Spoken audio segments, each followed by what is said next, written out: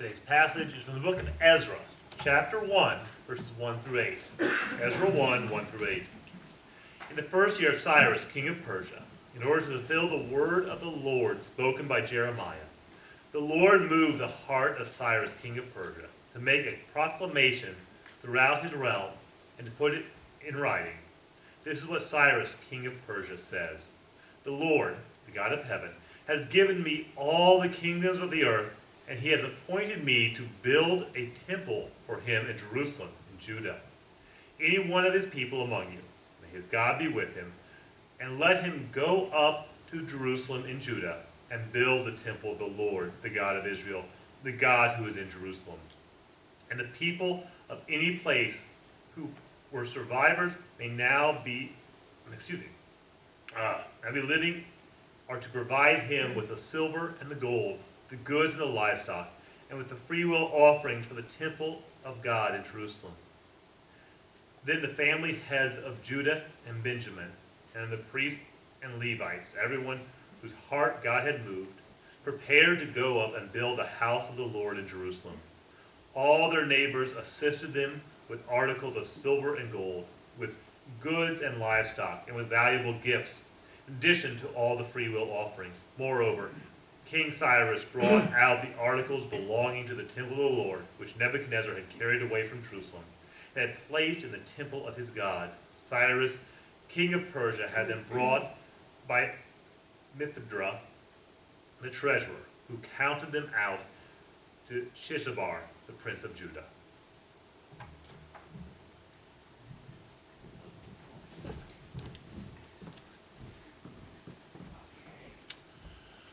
So, when I was a student, I was in school, I didn't really like history class. It kind of surprises me because now I'm a bit of a history buff. So, I thought today I'd start with 5 very short jokes that are only going to make sense if you're a history nerd. So, you may be confused. Here we go. A Roman walked in the bar, held up 2 fingers and said, "I'd like 5 beers, please." A few, all right, a few people got that one. Okay.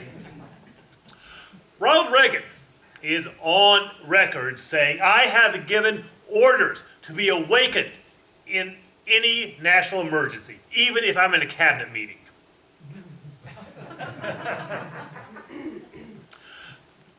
A Frenchman went to a library and asked the librarian for a book on warfare. The librarian said, "You'll only lose it." Yeah. Okay, this one's really obscure, so I'm going to be impressed if you get this. Why did Karl Marx dislike Earl Grey tea? Because proper tea is theft. All right, like 2 people got it. You may have to look that one up. Last one. John Adams once said, "In my many years, I have come to the conclusion that 1 useless man is a shame. 2 is a law firm, and 3 or more is a Congress."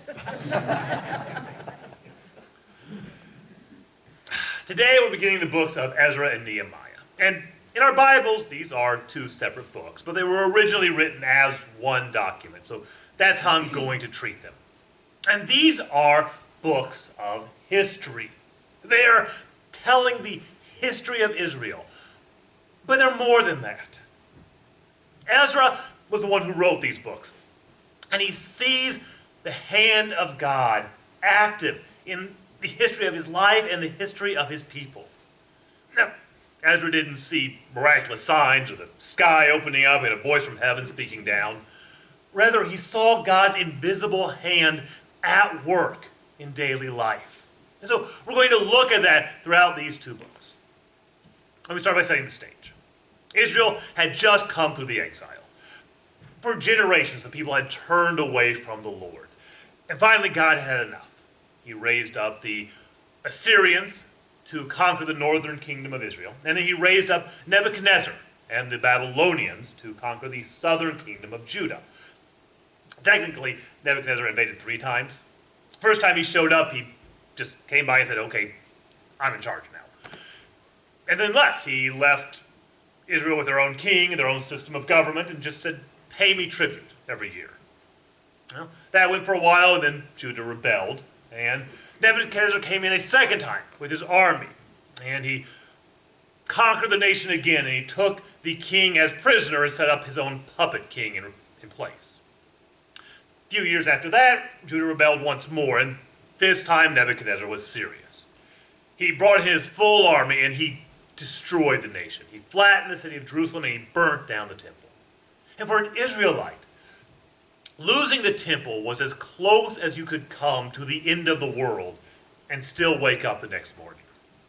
The temple was the place to go to meet God. It was God's house. If there was no temple, there was nowhere on earth you could really worship the Lord. And their problems didn't stop there, because after destroying the city, Nebuchadnezzar then sent all the people into exile. Babylonians' philosophy was to move everyone throughout the nation, throughout the entire empire. That way they would be in a place where they didn't know the land, they didn't know their neighbors, and they didn't know the language. Babylonians thought this would make another rebellion virtually impossible. And that's how things stayed for about 50 years. And then this other guy, Cyrus of Persia, started to shake things up. Cyrus became king when his father died, and he quickly consolidated power in Persia. And then he brought the Persian army against the Babylonians. And in a dramatic victory, he conquered the city of Babylon, and basically overnight, the Babylonian Empire became the new Persian Empire. And Cyrus learned his lesson from the Babylonians. One of the reasons he had such a quick victory is that all the nations that had been displaced by the Babylonians immediately joined the fight with the Persians. So as a kind of thank you, Cyrus issued a proclamation that everyone was allowed to go back to their homeland. He said all these displaced nations to return to their homes to worship their own gods. And that's where we come in with Ezra. All the people who were moved to do so returned to Jerusalem to rebuild the temple of the Lord. And that is essentially the story of Ezra. On the surface, Ezra is about rebuilding the temple. But underneath that, there's another deeper lesson, because the Israelites were now free to go to their homeland, but they had to redefine who they were as the people of God. They were no longer a free nation as they had been under King David or under Moses. They were under Persian rule. And most of these people had never even seen Jerusalem or the original temple. They began to wonder, do the words of God still apply to my life? And that's the underlying message of Ezra. On the surface, it is a history book about rebuilding the temple. But underneath that, it's about rebuilding our lives and rebuilding our faith when everything around us falls apart. So, with that said, let's turn to the first chapter of Ezra. Now, Ezra was not among the first exiles to go back to Jerusalem. He stayed in Persia for about 20 more years. So the first few chapters have less detail, since Ezra had to rely on letters from home instead of first-hand experience. And Ezra begins with this proclamation from Cyrus. Cyrus said that he had been moved by the God of heaven to send all the Israelites back to their homeland. That's an interesting statement, because Cyrus didn't believe in the Lord. He was a polytheist. He would basically worship any god you could name. And we know that he sent letters very similar to this one to several different nations, sending them back to their homelands to worship their own gods. From Cyrus's point of view, he just sent everybody home, tell them to pray for him, and he figured if everybody's praying to him, then some of these gods are going to take notice. Yet, Ezra says that it was the Lord who moved Cyrus to send the people back. I mean, Cyrus might not have known anything about the Lord, other than that he was the god of some backwater nation called Israel. But Ezra insists that God is the one who moved Cyrus's heart. And I want to pause this, because I think this is still how God works today. God works in our lives. Our God is at work in this world. Our God has a plan in all things, and God's plan will be completed. And we are going to be a part of that plan. God uses us. And when I say that, I mean God uses us in this room. God uses us Christians throughout the world. But God also uses those who don't believe in him. God uses those who openly despise him. God uses all of us as a part of his plan. Really, there's only one question. The question is not, will God's plan be completed? It will. The question is, what is our attitude in it? As one Christian writer put it, all of us will say one of two things to God. Either right now we say to God, thy will be done. Or later we say to God, fine, have it your way then. But one way or another, God's plan is going to be completed. So, God moved Cyrus to send the people back to their homeland.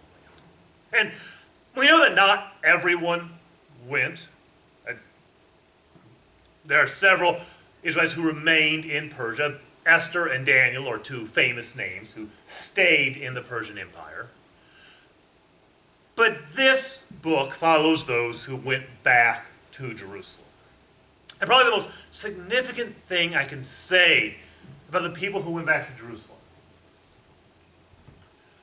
is that this was a sacrifice. This was a sacrifice on their part. I call these people Israelites, but they'd never seen Israel. They weren't born there. An entire nation, or an entire generation, had lived and died in exile. This new generation was born in exile. They married in exile. Their entire lives were built in the Persian Empire. And yet now, they were called to go back to their homeland. Now, they had built lives in Persia, and that wasn't a sin. They were not disregarding God by doing this. God had told them to do this. Over in the book of Jeremiah, God said to the people, I have a plan for you. A plan to prosper you and not to harm you. A plan to give you a hope in the future. And that plan was build a life in exile. Marry. Have children, build homes, make a new life for yourselves in Babylon. And they did that. They built a life, and then they left it. They sacrificed it. They left everything they had ever known to go to a city they had never seen and build a temple they couldn't afford. They were willing to make a sacrifice. Because on one hand, they had all the wisdom of the world. Everything they had ever known, saying, stay in Persia. Now, you've got a good life here, you're doing fine. Don't rock the boat in this stage of life. On the other hand, they had the opportunity to go back and to really worship God. They chose to worship the Lord. They chose to make this sacrifice. And for me, I think this leads to one central question. What have I sacrificed? What have we sacrificed to follow the Lord? Because our God calls us to sacrifice. And sacrifice is not easy. For these Israelites to leave their homeland, to leave everything they had ever known, was a real sacrifice. And it would have been difficult for them. And I think sacrifice is still hard for us. I mean, very nature goes against sacrifice, but I think we also live in a time when sacrifice is looked down on. Christian writer and philosopher Gregory Kreft said that this is the first generation, or the first culture in history to look down on sacrifice. People have never really been a fan of sacrifice, but most cultures in history have at least honored self-sacrifice. They recognize it as a good and worthwhile thing when other people do it. Ours is the first culture to have a negative view of sacrifice. Ours is the first culture to say, why in the world would you give up something you don't have to? Ours is the first culture to look down on self-sacrifice. And it makes self-sacrifice difficult. Another challenge here is that we have a lot. We are a wealthy nation. and a wealthy people. It's hard to get our minds around just how wealthy we really are. Here's one way to explain it. Indoor plumbing. We have about 60% of the world's population does not have a private toilet in their own home. I mean, for us, that is the bare minimum of luxury, of a standard of living. That I have a clean bowl of fresh water that I can just flush away whenever I have to tinkle, or if I find a bug in the house. We take that as the bare starting point, and the majority of the world doesn't have that. We have so much. And as Solomon points out in Ecclesiastes, the more we have, the more we want. Or to put that another way, the more we have, the less we want to sacrifice. So sacrifice is tough for us. And yet, our God calls us to sacrifice. So that brings me back to the question, what have we sacrificed? Or what is God calling you to sacrifice? The Israelites left their homeland, or excuse me, left their new home at least. Left everything they had never known to go back to Jerusalem, to build the temple. Is God calling you to something like that? Is God even calling you to go to a distant place, to serve the gospel, away from all this wealth and prosperity? If so, don't wait for someone else to do it for you. Don't wait for someone to throw that opportunity in your lap, to hit you on the head with a hammer saying this is what you need to do. If that is God's call in your life, what steps are you taking to make it happen? But, of course, we know that's not the sacrifice we're all called to make. Not all of us are called to go to a distant place. So, what sacrifice have you made in your life? What sacrifice is God calling you to make in your life? Some sacrifices are obvious. We sacrifice our money. We give a tenth of whatever we earn back to God. We sacrifice our time. We worship. We pray. We study. We help our neighbor. Those are really obvious sacrifices. And I think we know we should be doing these things. But I want to go a little deeper because there's other kinds of sacrifices God calls us to. We sacrifice our pride. This is a tough one. We like our pride. If you're ever in a fight with your spouse, I know that would never happen. I'm confident that no one in this room has ever been angry with their husband or wife. But, just hypothetically speaking, if you were ever in a fight with your spouse, if you ever had that time where you're sure that they're wrong and I'm right, and we'll make up when they come apologize to me. Do you hold on to that pride? I know there have been a few times when Leanne and I have been in a fight, and I was probably wrong. I wasn't going to admit that.